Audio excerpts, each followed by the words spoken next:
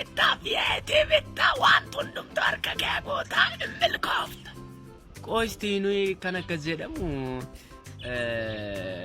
kan gooftaatti amanne makiinaa bituu fi qabeenya godhachuu fi mootummaa waaqaa galuu fi malee. Yes. Dhuguma jette.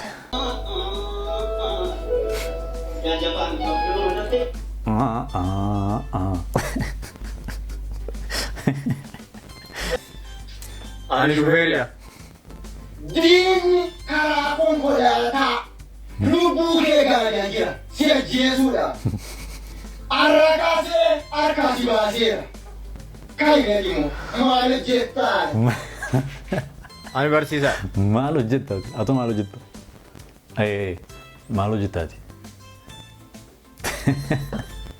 Yoo yaashamaa akkam jirtu nagaaf jaalalli waaqayyo bakka jirtan hundumaatti isiniif haa ta'u. Kun YouTube channel Boonsaa Addisuu Guuteeti. Haaraa yoo taatan subscribe gochuudhaan maatii keenyatti dabalamaa.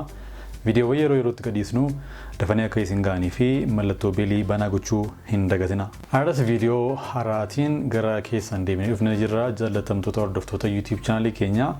Viidiyoo har'aa keessattis akkuma beekamu viidiyoowwan social media irratti upload ta'an faffaca'an irratti yaada kenna keessumaati jireenya istaayilii jireenya kiristaanotaa wajjin kan deemu jechuudha. Social meediyaan akkuma beekamu iddoo wanti gaariinis wanti hamaan jirudha. Egaan kana macaafa qulqulluutiin ija macaafa qulqulluutiin ilaalla jechuudha. Wantoota viidiyoowwan garaagaraa har'a ija macaafa qulqulluutiin waliin ilaalla. Kan nu barsiisu, kan nu qajeelchu, kan nu beeksisu, kan immoo jireenya keenya dadammaqsu, kan dhugaa nutti himu jechuudha. Warroota sirrii hin taane, warroota gaarii hin taanes adda baafnee macaafa qulqulluutiin saccaanaa jechuudha. Achumaanis viidiyoowwan garaagaraatiin bohaarra wantoonni nu bashannansiisan nu kolfiisan hedduudha jechuudha.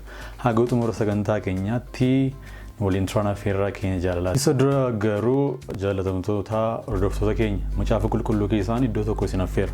Innis Roomaa boqonnaa 12 lakkoofsa 1 kaasee akkas jedha. Ammas yaa obboloota koo araara waaqayyootiif jedhaatiin namummaa keessan qulqullaadhaa fi waaqayyo duratti fudhatamaa akka ta'utti aarsaa jiraatu gootanii akka isa dhiyeessitan isin nan gorsa. Akkasittis hafuuraan waaqayyoof hin sagadu. Fakkeenya jireenya barreessa darbu kana duukaa hin bu'inaa. Jaalalli waaqayyoo isa kam akka ta'e gargar baasuudhaaf yaada garaa keessanii ariifachuudhaan of diddiiraa.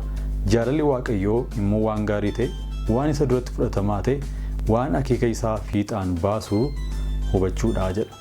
Egaan jaalala waaqayyoo isa ta'e hafuura qulqulluudhaan keessa garaa keenyaatti qalbii keenya jijjiirachaa jaalala waaqayyoo fi yaada waaqayyoo jiraachuun akka nurra jiraatu macaafni qulqulluun nu affeera. Jalqaba viidiyoo keenya irratti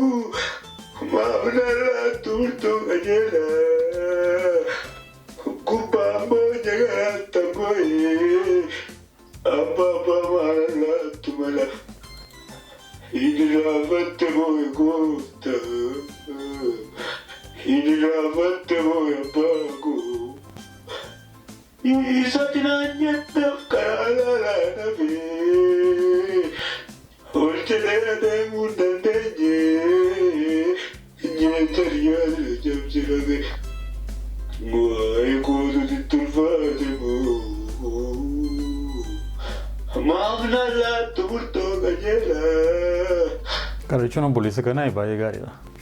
Garaa nama nyaata kadhannaan isaas jechuudha. Garuu immoo TikTok irratti ta'ee social media irratti ba'e. Egaan kadhannaan fuula waaqayyoo irratti akkasumas kadhatame miti baay'ee nama gammachiisa. Macaafa qulqulluu dubbifachaa imimmaan dhangalaasaa fuula waaqayyootti jilbeenfatanii waaqayyoon kadhachuun carroomuudha baay'ee ayyaanamuudhas. Garuu sooshaal miidiyaa irra maal hojjetaa dhagaafii hin jiru. Macaafni qulqulluun akkas jedha. Maatiyos boqonnaa 6:6. Ati garuu yeroo dhumaa kadhattu mana keetti ol galii balbala cufadhu. Abbaa kee isa iddoo dhoksaa jiru sana kadhadhu. Abbaan kee inni dhoksaatti si argus gatii kee siif hin kenna. Yeroo kadhattanii akka warra saba waaqayyoo hin ta'inii dubbii waa hin baafne keessa hin deddeebiinaa. Baay'ina dubbii isaaniitiif waan isaaniif dhaga'amu isaanitti fakkaataa jedha. Akka macaafa qulqulluutti akka sagalee waaqayyoo nu gorsutti jireenya kiristaanummaa keenya waaqeffannaa keenya ba'uuf galuu keenya deemsa keenya yooma ittiin geggeeffanne bareedaa jechuudha. Kanaachi namnis ittiin qoosaa nu godha sooshaal miidiyaa irratti. Namnis nama caalaa yoo taane jireenyi keenyi feekii ta'a ija gaarii hin qabaatu jechuudha. Hariiroo fayyaa qabeessa qabaachuu dhiisuu danda'a jechuudha.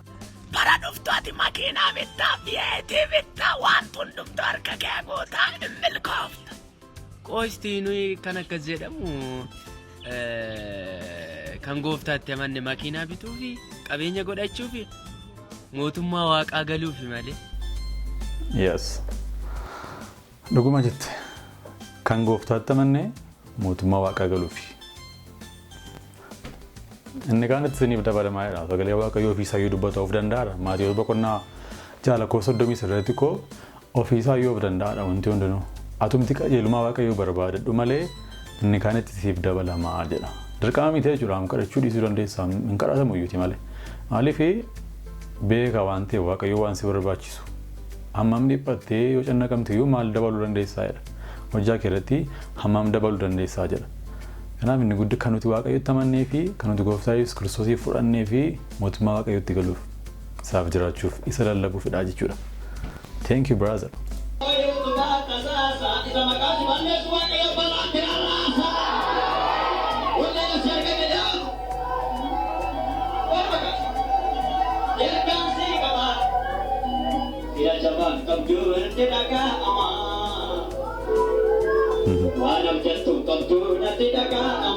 Faarfannaa Raajii jira obboleessi keenya kun immoo.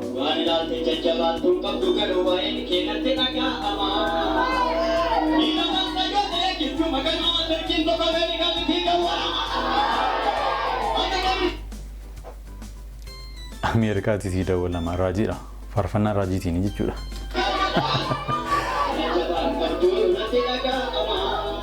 Faraan qabdu natti dhaga'ama.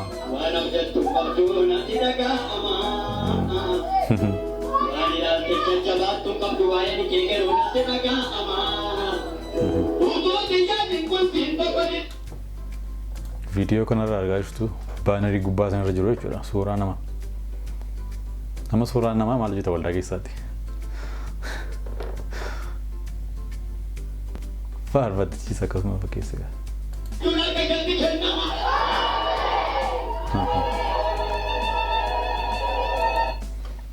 Gaaf tokko waldaa tokko dhaqee naqamteetti. Waldaa sana keessaa yeroo man balbala seenuu poostarii suuraa guddaa akkas jedhee jiru kan nama raajii waldaa sanaa jechuudha. Hundeessaa waldaa sanaa abbaa mul'ataa fi hundeessaa waldaa sanaa jechuudha. Balbalarra jira. Keessa yeroo sinamu gidduu isaarra jira. Waltajjii irra bukkee isaa lamaan irra jira. Suuraan abbaa mul'ataa fi hundeessaa waldaa sanaa jechuudha. Kan isaanii ta'uu agarsiisa baay'ee. Kan amantootaa miti waldichi. Yookaan immoo ittiin of beeksisuuf sammuu namaa keessatti of kaa'uuf jechuudha. Baay'ee nama gaddisa.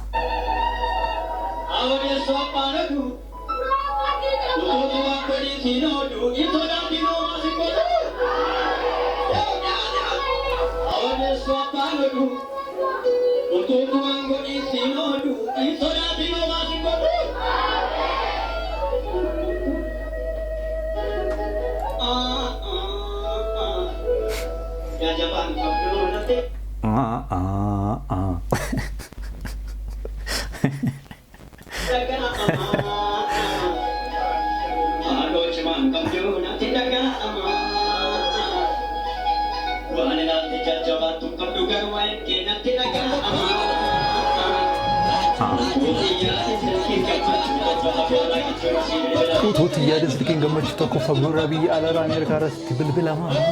Ameen jettudha.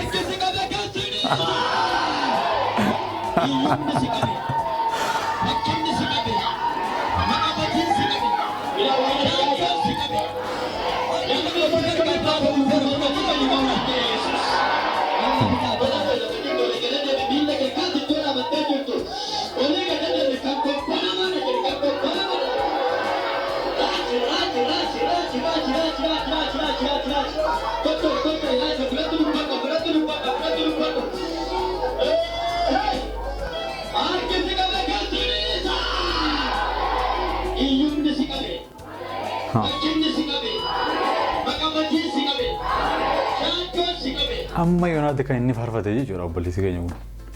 Waa'ee gadduu, waa'ee qobaa ta'uu, waa'ee dhabuu, waa'ee wanti sarpiraayiz nama godhu tokko bilbilli tokko nama bilbilamudha. Waa'ee maqaa Yesuusiin waamne, waa'ee Waaqayyoon waaqeffachuu galateeffachuu waamne, waa'ee isa ol qabuu waamne. Macaafni qulqulluun akkas jedha tokkoffaa Yohaannis boqonnaa 4 lakkoofsa 1 kaasee jechuudha. Michoota koo jedha. Warra hafuuraan hin dubbanna jedhan hunda hin amanina. Waaqayyo biraa yoo ta'an hafuurota isaan ittiin dubbatan qoraati ilaalaa malee raajonni sobduun baay'een gara biyya lafaatti ba'aniiru. Hafuurri Yesuus Kiristoos fooniin dhufuu isaa amanatee beeksisu hundinuu kana Waaqayyooti. Kanaanis hafuura Waaqayyoo ta'uu isaa hin hubattu. Hafuurri akka kanatti Yesuusiin amanatee hin beeksifne garuu hundinuudha. Kana Waaqayyo miti. Inni kun hafuura isa Kiristoosiin mormuudha. Inni kun hafuura isa Kiristoosiin mormu. Isa isin akka inni dhufu dhageessanidha. Dhageenyee turre jechuudha kanaan dura. Isa kam? Isa Kiristoosiin mormu sana dhufuu isaa dhageenyee turre jechuudha. Isa amma argaa jirru kanadha jechuudha. Isa maqaa Waaqayyoo hin beeksifne kana. Isa maqaa Waaqayyoo hin waamne kana. Foon duwwaa isa lallabu, foon duwwaa isa raaju. Dhabuuf argachuu duwwaa isa raaju jechuudha. Umarratti akkas jedha. Inni ammuma biyya lafaa keessa jira jechuudha. Ammuma isan keessa jira jechuudha. Sanuti argaa jirru kana, sanuti taajjabaa jirru kana jechuudha. Sanuti waldoota garaagaraa keessatti argaa jirru jechuudha. Kanaan dura dhageenyee turre isa Kiristoosiin mormuudhaa jedhamee macaafa qulqulluu irratti jechuudha. Amma garuu argaa jirra. Kana Waaqayyo gooftaan nu haa oolchu. Maal hojjettan? Ani shufeeridha. Diinni karaa konkolaataa lubbuu kee gaariyaa jira si ajjeesuudhaaf. Arraa kaasee harkaa si baaseera. Kan jedhamu maal hojjettan? Maal hojjettaati? Atu maal hojjetta? Maal hojjettaati? Maaliif barbaachisa? Ani barsiisa.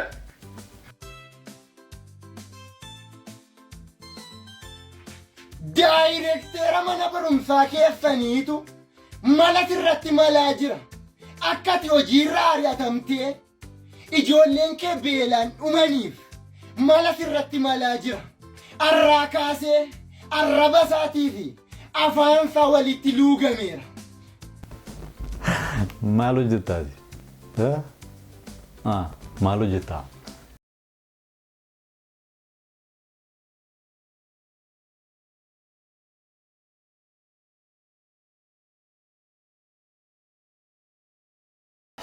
Galateeffadhu.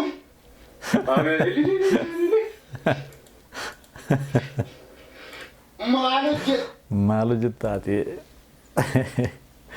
Egaa ergaa Pheexroos boqonnaa 2 irratti akkas jedha waa'ee barsiisota sobduu fi raajota sobduu jechuudha.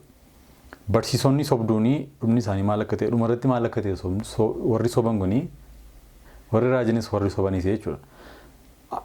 Lakkoofsa 1 akkas jedha. Ergaa Pheexroos boqonnaa 2 lakkoofsa 1 kaase. Akkuma raajonni sobduun saba sana gidduu turan akkasuma barsiisonni sobduun isin gidduun jiraatu. Isaan warra utoo irratti hin beekamin barsiisa wanta amaname irraa kaachise nama balleessuu fidanidha. Goofticha isa isaan fureeyyuu gananii ofii isaanii irrattis badiisa ariifachiisaa fidanidha. Namoonni baay'eenis gadhiisatti irra jiraachuu isaanii kana duukaa hin bu'u. Sababii isaaniitiifis karaan dhugaan sun maqaa gadi argata. Sassata isaaniitiin immoo dubbii mataa keessaa fuudhanii odeessaniin isin irraa hin nyaatu. Firdiin bara duriitii jalqabee isaan irratti kenname hojjechuu hin dhiifne. Badiisii isaanis dhibaayee hin rafne. Tajaajila faarfata waan tokko si barbaada. Hojiin ilma namaa hin kabachiisa hin guddisa malee. Ifoo maal hojjetaa jirta? Go daawwata buleessa argansii qaba. Hojii qabu. Miidiyaa kana gubbaarratti Eeshi. gochuu qofaadhaan beekama. Hamma irratti maal hojjettu? Hojiin keessa maal warra jettaniifi har'a ministeera jabaa tokko barsiisa. Maqaan kiyya faarfataa ifaa karoorsaa. Abbaate. Hojjedhu waan akka hojii gadi namaa balleessee xiqqeessee argeen beekon. Kanaafidha jaara sana qabatee gura sana qabatee timaatimii warra timaatimii kiiloo qofa irratti beektanii fidaa kun ergaan isinii qaba. Kun timaatimii abbaate. Kun timaatimii laa kuno jekkoo adabanii laa kun timaatimii kun timaatimii laa kun timaatimii hojiin ulfina hojii kabaja hojiin jireenya kee Rabbi addunyaa kana keessatti sammuu fayyaa si kennee jira taanaan waan hojjechuu dadhabdu tokko hin jiru. Jibbi hojii miti. Hameen hojii miti. Hojiin isa jireenya kee kabaju. Sammuu kee boqonnaa kenna waan ta'eef hojjedhu hojiin kabajaa. Namoonni timaatimiin eessaa dhufattanii mana keessan keessa teessanii timaatimii shaanii buddeeniif kiiloo irratti beektanii kan ergaan isinii qaba. Waan hojjettu dadhabbii sirraa barbaada. Waan hojjettu humna sirraa barbaada. Si dabqisiisa, si dhiisuu danda'a. Kaayyoo keetti gadi kaffala. Harka namaa jalaa bayya. Hojii kamiyyuu hojjedha. Hojiin inni caalu isa jalqabaa sammuu ofii garbummaa jalaa baasuudha. Hirkattummaa jalaa baasuudha. Ofii keetti booni. Waaqayyo waan guddaa tokko sii kennee jira. Fayyaa sii kenna. Fayyaan immoo birriin hin argamu.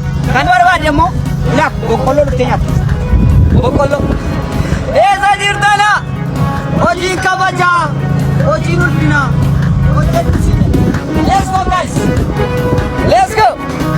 Hojii ulfinaa. Thank you. Mucaan kuni waan sirrii madubbate baay'ee hojiin ulfinadha. Oduu odeessuun ulfina miti baay'ee. Walii gaddeemuunis ulfina miti. Kaaffee jijjiiruunis ulfina miti. Hojii hojjechuun garuu ulfinadha. Callisanii taa'anii namarraa nyaachuun ulfina miti. Callisanii taa'anii maqaa tajaajilaatiin ta'anii buddeena nyaachuu duwwaanis kaaffeerraa naanna'uus namarraa birrii gaafachuunis ulfina miti. Salphina baay'ee. Yeroo qooda kana gadi buutee hojii hojjettee yeroo qabaattu yeroo argattutti hojii hojjettee kabaja maqaa keefis gaariidha jechuudha.